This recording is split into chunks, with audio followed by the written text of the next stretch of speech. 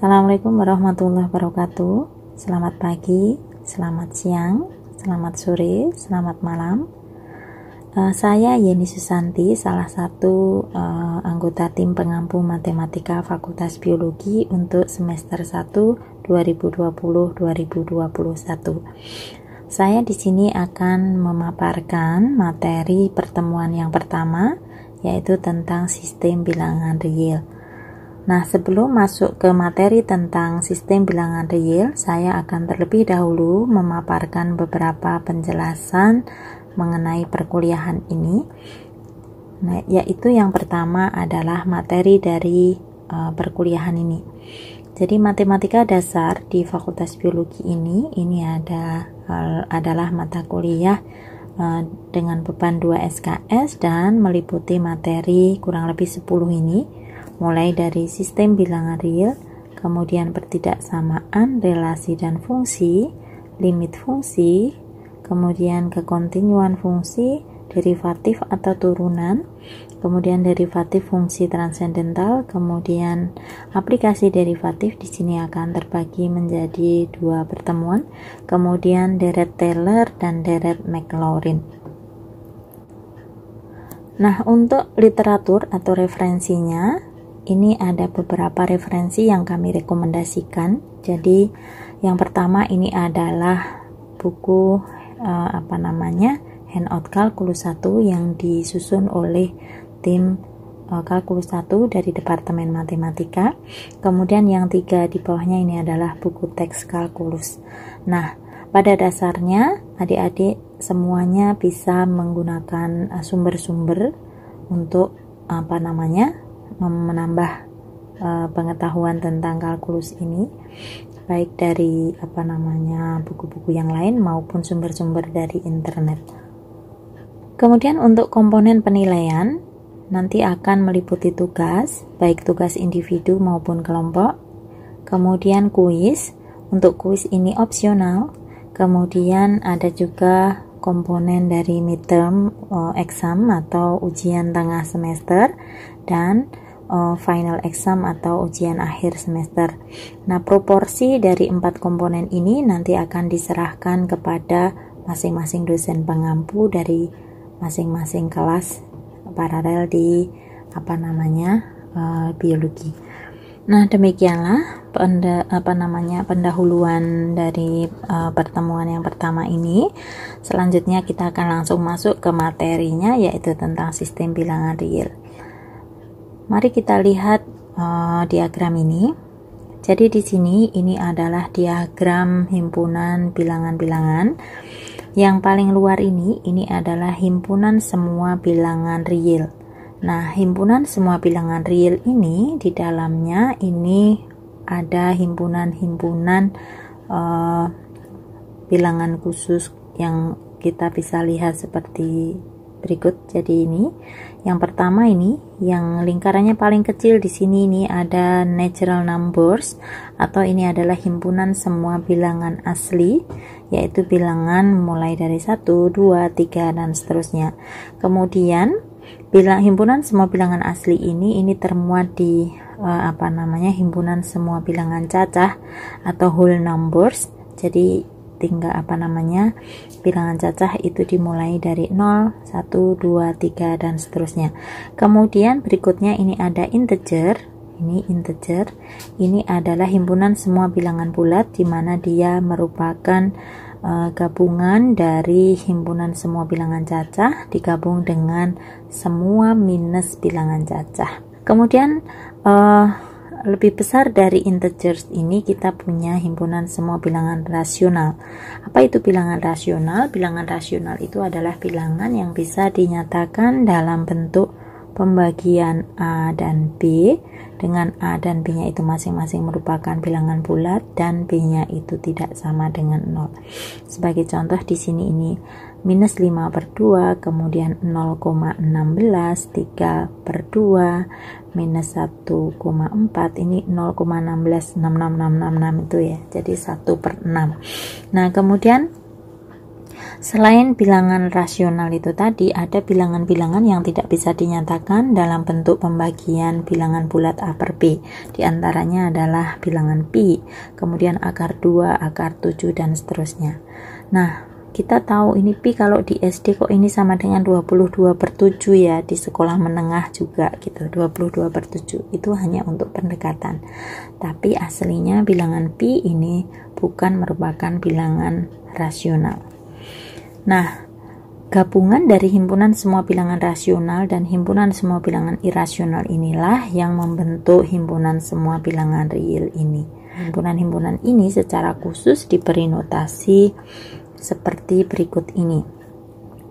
Himpunan semua bilangan asli ini dinotasikan dengan ini. Kemudian himpunan semua bilangan cacah tadi, karena ini adalah gabungan dari himpunan semua bilangan asli dengan ini 0 diikutkan, jadi kita punya ini. Kemudian himpunan semua bilangan bulat itu dinotasikan dengan Z. Kemudian himpunan semua bilangan rasional dinotasikan dengan Q. Nah, ini adalah tadi syarat menjadi suatu bilangan itu menjadi bilangan rasional, yaitu dia bisa dinyatakan sebagai pembagian A dan B dengan A dan B nya itu adalah anggota Z, artinya dia adalah bilangan bulat. Kemudian B nya tidak boleh sama dengan 0. Kemudian himpunan semua bilangan irasional dinotasikan dengan R minus Q. Kemudian himpunan semua bilangan real dinotasikan dengan R. Ini ada yang menotasikan dengan Q komplement.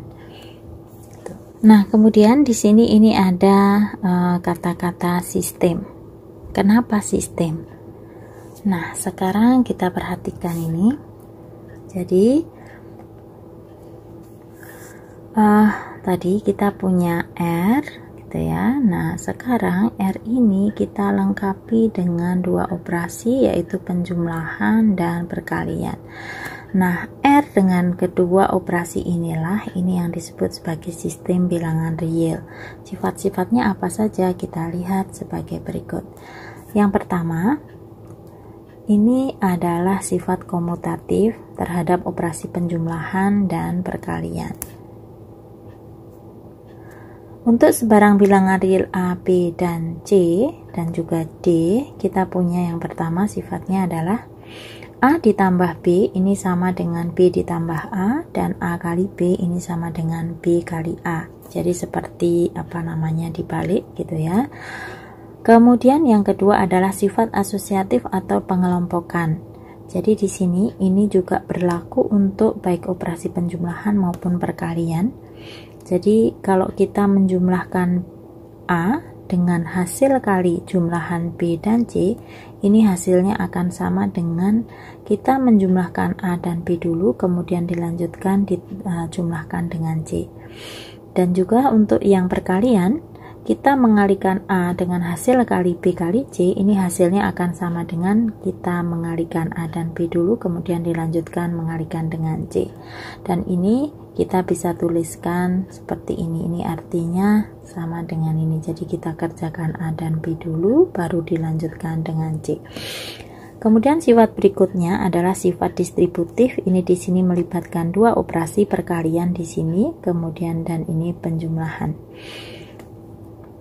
Jadi yang pertama ini, yang depan ini adalah sifat distributif kiri. Jadi A dikali hasil penjumlahan B dan C ini akan sama dengan penjumlahan dari hasil kali A dan B dan hasil kali A dan C. Kemudian hasil kali dari A plus B dengan C ini akan sama dengan hasil penjumlahan A kali C dengan B kali C.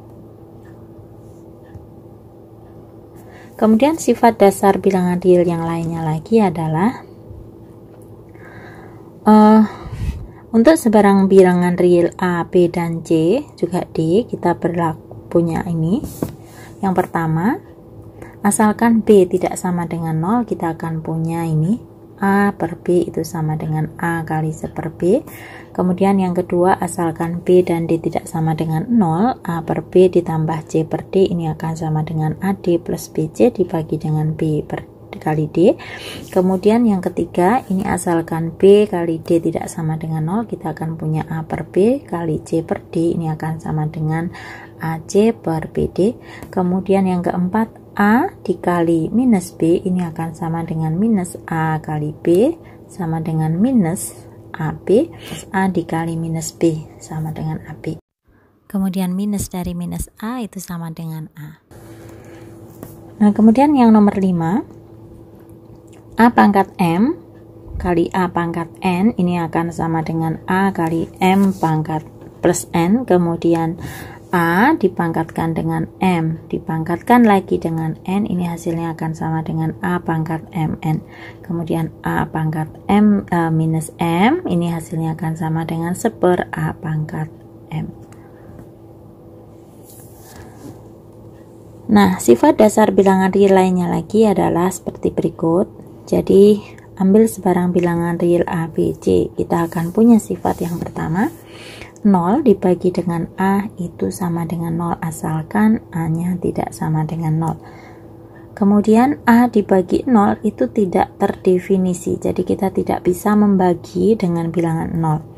Kemudian sifat yang kedua, jika A itu tidak sama dengan 0, maka A per A itu sama dengan 1. Kemudian jika AC sama dengan BC dan C-nya tidak sama dengan 0, maka A-nya sama dengan B. Ini yang disebut sebagai hukum kanselasi. Jadi kalau kita punya AC sama dengan BC dan kita tahu C-nya tidak sama dengan 0, kita bisa coret ini C-nya. Gampangnya seperti itu. Kemudian juga untuk yang sifat nomor 4, jadi kalau B dan C itu tidak sama dengan 0, maka AC per BC ini akan sama dengan A per B. Tapi sekali lagi syarat-syarat ini harus kita perhatikan. Kemudian sifat yang kelima adalah jika AB sama dengan 0, maka A-nya sama dengan 0 atau B-nya sama dengan 0. Sifat yang kelima ini sama artinya dengan kalau A-nya tidak sama dengan 0 dan B-nya tidak sama dengan 0, maka AB-nya pasti tidak sama dengan 0.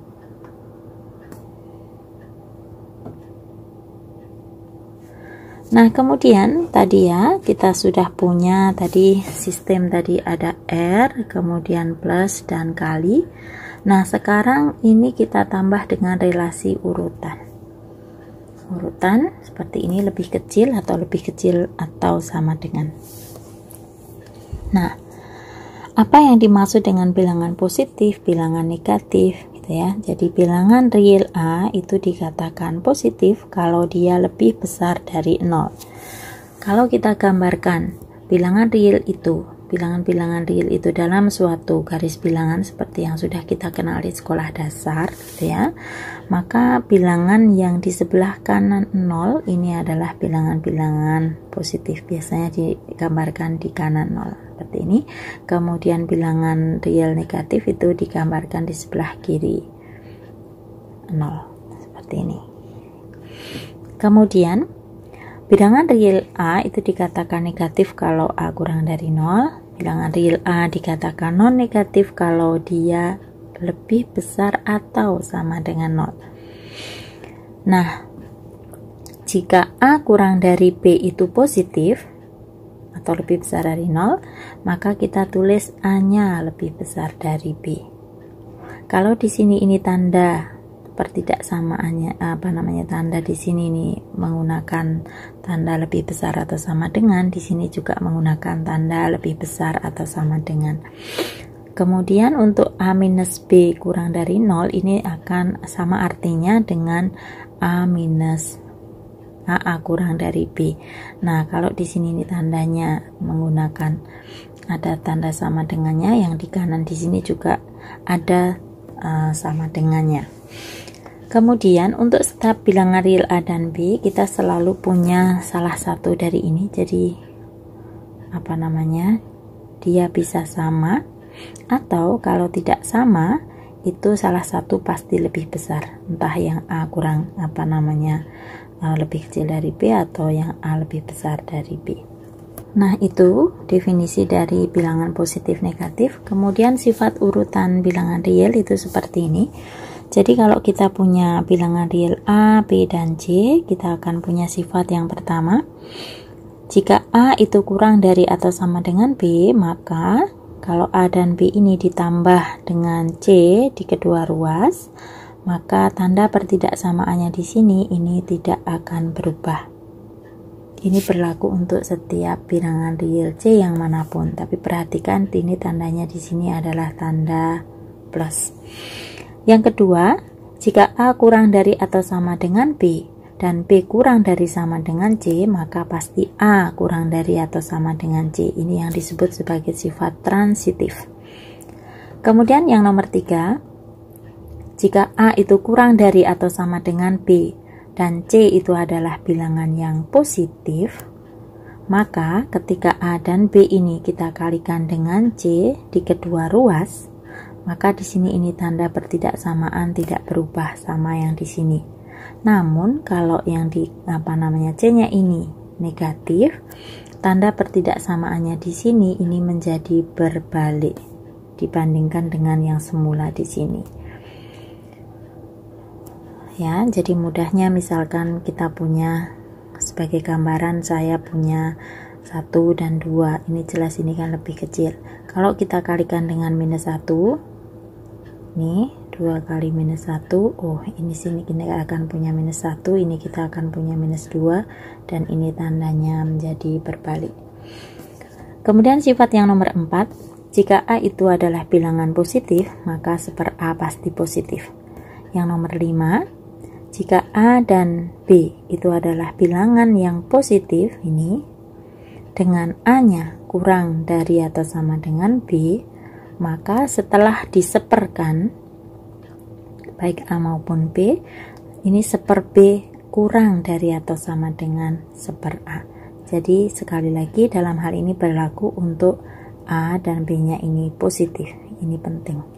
Kemudian yang nomor 6, ini juga iya, jika A dan B ini lebih besar atau sama dengan 0, maka tiga pernyataan ini ekuivalen atau sama artinya. Jadi kalau A kurang dari atau sama dengan B, kita pasti bisa menyimpulkan A kuadratnya pasti kurang dari atau sama dengan B kuadrat. Kita juga bisa menyimpulkan akar A kurang dari atau sama dengan akar B, dan sebaliknya. Kalau kita punya ini, kita bisa menyimpulkan yang tengah. Kalau kita punya yang tengah, kita bisa menyimpulkan yang paling kiri, asalkan kita tahu A dan B-nya itu non negatif. Nah, sekarang kita akan lihat contoh-contoh berikut ini.